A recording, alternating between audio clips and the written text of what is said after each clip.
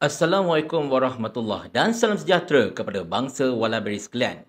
Wish sampai RUU Mufti pun nak kena minta konsen DAP.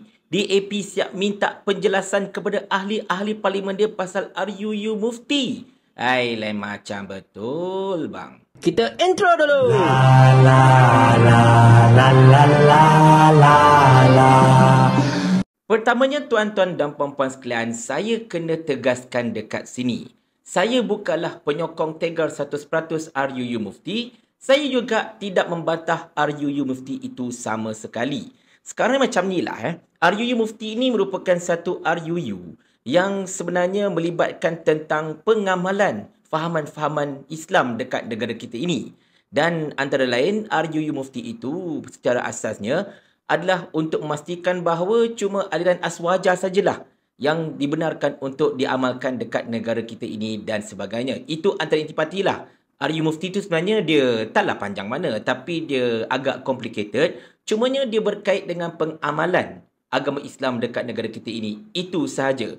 Walaupun terdapat satu kebimbangan betapa RUU Mufti ini seolah-olahnya akan menjadikan mufti itu mempunyai kuasa mutlak dan sebagainya, benda tu tak berapa tepat tuan-tuan dan sekalian. Sebab apa? Sebab mufti-mufti ini seperti biasa masih lagi perlu report kepada Raja-Raja Melayu. Tak timbul soal mufti ini ada kuasa mutlak sampai dia boleh jadi tukang jatuh hukum lah, itu ini sebagainya. Tidak. Kena ingat, tugas mufti ini cuma mengeluarkan fatwa. Dan apa-apa hal pun, sebagai contohnya urusan mahkamah syariah dan sebagainya, ianya masih lagi tertakluk di bawah bidang kuasa mahkamah syariah itu sendiri. Bukan tertakluk di bawah bidang kuasa mufti. Jadi apa-apa pun, kita sebenarnya tak naklah berlaku kekeliruan dan sebagainya kalangan umat Islam berhubung dengan pelaksanaan RUU Mufti ini. Tetapi baguslah. Kalau anda tanya saya, sedikit sebanyak pelaksanaan RUU Mufti ini akan membolehkan sedikit sebanyak Islam ini dapat sedikitlah diperkasakan. Walaupun tidaklah sebagus memperkasakan RUU 355, tetapi yelah, bak kata orang tak ada urutan akan pun jadi, ya tak? Tengok-tengok sekonyong-konyong tuan-tuan dan puan-puan sekalian, DAP pula yang keresahan pasal RUU Mufti ini. Sampai menimbulkan persoalan, alamak macam mana cerita ni kan, kita pun keliru, kita tak tahu apa-apa. Jadi macam mana sekarang ni kan, kita perlu sokong atau tidak RUU Mufti ini. Ini merupakan satu persoalan yang bagi saya lah tak sepatutnya timbul. Tetapi timbul juga. Dan akhirnya, Setiausaha Agong DAP iaitu Anthony Loke telah mengeluarkan kenyataan ini. I think the religious ministers has made it very clear that what was mentioned by some quarters is not in the right perspective. And as far as the bills is concerned, I have asked a member of parliament for Bangi, Sharizan Johan, to scrutinize the bill line by line, cross by cross, and to give a better understanding to DAP MPs before the parliament session. Di sini tuan-tuan dan puan-puan sekalian, Anthony Loke telah berkata beliau akan meminta ahli Parlimen Bangi iaitu Sharizan Johan untuk memberikan penerangan dan penjelasan secara baguslah, secara tuntas kepada para ahli-ahli Parlimen DAP yang dekat 40 orang itulah, supaya mereka ini tidak keliru dan juga dapat keluar daripada mungkin perasaan kekusutan ke apa-apa ke berkaitan dengan RUU Mufti ini. Jadi itu antara kata-kata Anthony Loke lah untuk pastikan yang ahli-ahli Parlimen DAP tak salah faham berkenaan dengan RUU Mufti. Ramai dekat luar sana mempertikaikan, wish hebat sangat ke DAP ni kan, sampai benda berkaitan umat Islam pun kena minta mereka ini diperjelaskan dan sebagainya. Dia macam ni lah tuan-tuan sekalian. Saya buat video ni bukan ada backup DAP ke apa, tidak. Tetapi benda ini sebenarnya lebih kepada satu perkara yang bagi saya logik akal lah. Sekarang ini, mereka ini walaupun bukan Islam, tetapi mereka of course at least kita kena bagi penjelasan sikit lah. Dan kalau anda tanya saya tuan-tuan sekalian, Sharizan Johan tak payah bagi penjelasan detail gila mana pun. Dia cuma perlu bagi satu saja penjelasan kepada ahli-ahli Parlimen DAP yang majoritinya ialah orang-orang bukan Islam ini.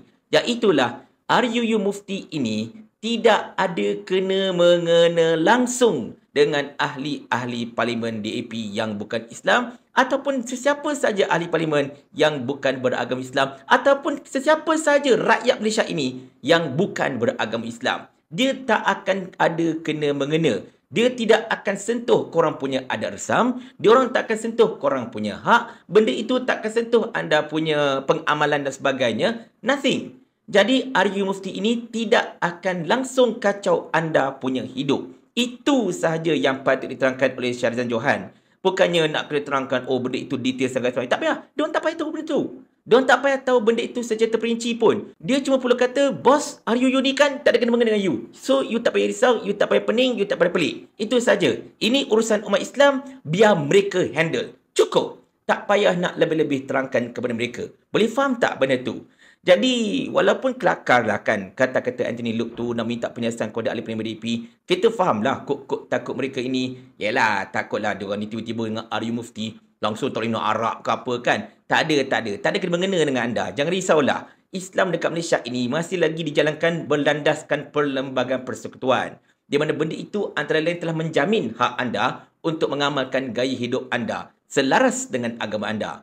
Adapun yang luar daripada agama anda yang berlanggar misribol dan sebagainya, yang itu lain cerita. Kena faham benda tu Jadinya tuan-tuan dan puan-puan sekalian, sekali lagi, kalaulah Syahrizan Johan ini perlu beri penjelasan kepada orang DAP ini berkenaan dengan RU Mufti, just kata, boss, this is not concerning you. Tak ada kena-mengena dengan you tak payah pening.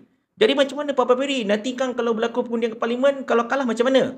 Dia macam ni lah tuan-tuan sekalian. Sekarang ini dekat parlimen ada 222 orang ahli parlimen, betul tak? Dan untuk meluluskan RUU Mufti ini, dia tak perlu 23 pun. Dia hanya perlukan majoriti mudah. Dan tak semestinya kena 112. Let's say kalau cuma, dalam katakanlah 100 orang yang mengundi, contoh lah kan. 60 sokong 40 bantah pun, RUU itu akan tetap dapat dilaksanakan. Jadi, kalau nak tanya pandangan saya lah kan, untuk orang-orang bukan Islam, ahli-ahli parlimen bukan Islam, DAP ke, DPKR ke, siapa saja kan, anda tak perlu mengundi pun. Anda just ambil pendekatan berkecuali. Because of what? Lagi sekali, this thing is not concerning you. Benda ini tak ada kena-mengena dengan anda.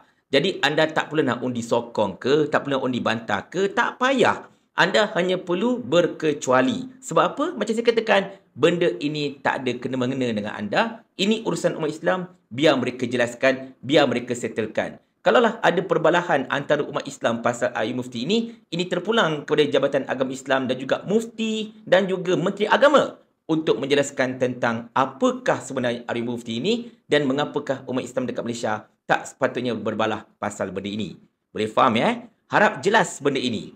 Simple. Tak ada pening kepala, dia tak ada pening-pening, dia tak ada orang kata apa, macam terlalu banyak sangat formula ke apa-apa ke, tak ada.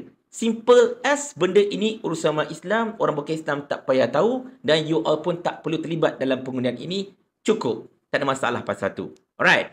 Tetapi itulah dia tuan-tuan dan sekalian, sekadar untuk menzahirkan benda yang sepatutnya kita fahamlah pasal RUU Mufti ini dan mengapakah DAP for once tak payah menyebut pun sebenarnya. Tetapi anda kata kalau Anthony Loke masih lagi mahukan Syahrizan Johan bagi penjelasan, then go ahead, bagilah penjelasan. Nak buat macam mana kan? Cumanya, macam saya katakan juga tadi, tak payah nak jelaskan lebih-lebih, just cakap benda ni tak ada kena dengan you. Boleh faham Anda kata kalau mereka tak faham juga, mereka nak bising-bising macam seolah-olah benda tu kena mengena dengan mereka, minta Syahrizan Johan tolong tanya soalan ini kepada ahli-ahli parlimen yang duk buat kepala tu. Boleh faham Mau tak tuan hamba kalau hamba kirimkan ke akhirat?